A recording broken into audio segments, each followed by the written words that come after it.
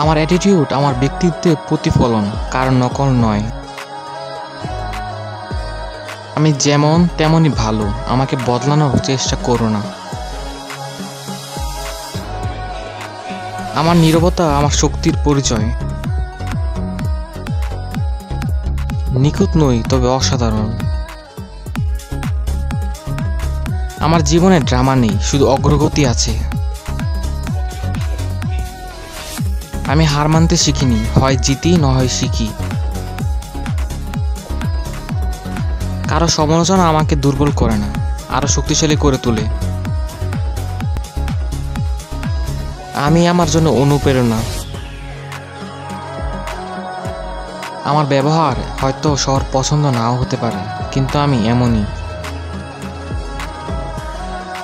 আমার মুখের হাসিটা আমার অস্ত্র, আর নীরবতা আমার ঢাল। ভুল থেকে শিখি, কিন্তু অনুশোচনা করি না। নিজেকে সেরা প্রমাণ করার দরকার নেই, আমি জানি আমি কে। আমার জীবন আমার নিয়ম, তুমি শুধু দর্শক। যারা আমাকে ঘৃণা করে তাদের জন্য আমার কাছে সময় নেই। নিজের যোগ্যতা নিয়ে প্রশ্ন করার আগে আমার ক্ষমতা নিয়ে ভাবো। আমি ব্যতিক্রম, আমি আমার মতোই। আমি আমার জন্য অনুপ্রেরণা।